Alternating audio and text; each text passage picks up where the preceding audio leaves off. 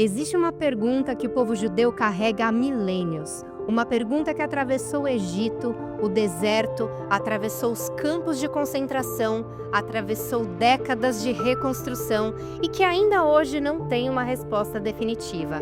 Essa pergunta é simples e é brutal. Somos livres? É o que vamos descobrir agora juntos.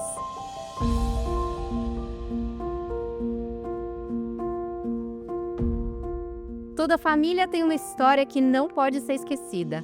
Para o povo judeu, essa história tem nome, tem data e tem uma mesa posta com significado em cada detalhe. Essa é a história de Pessah.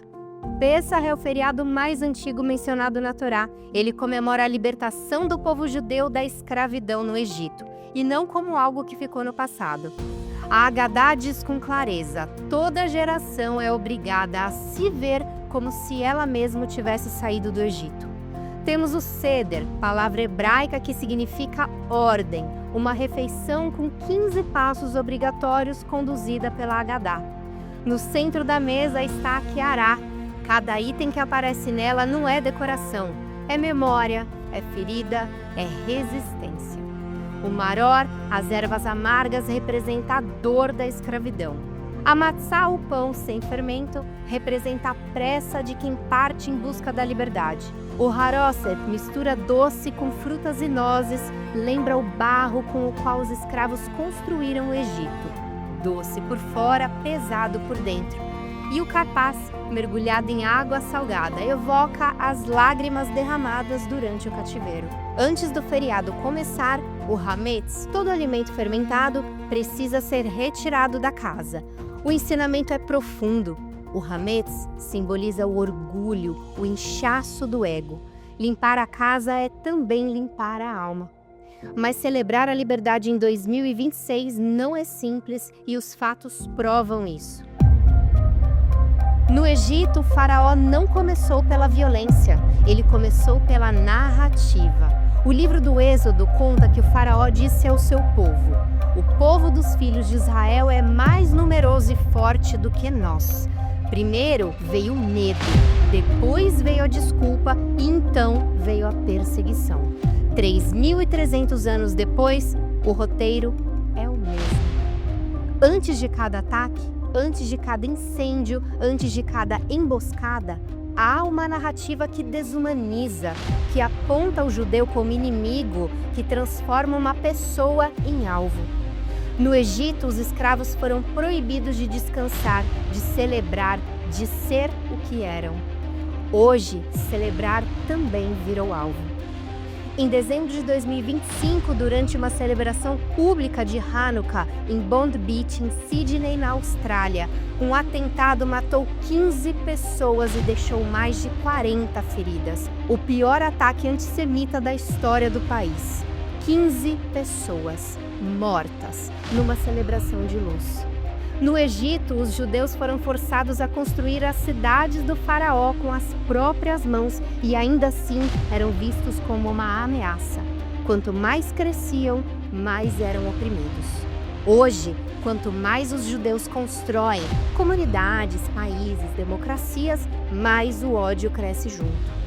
Em outubro de 2025, em Manchester, no Reino Unido, 2 pessoas foram assassinadas dentro de uma sinagoga durante o Yom Kippur, o dia mais sagrado do calendário judaico.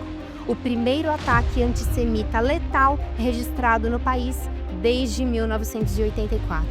Mortos dentro de uma casa de oração. Mortos por serem judeus. No Egito, a violência chegou às casas.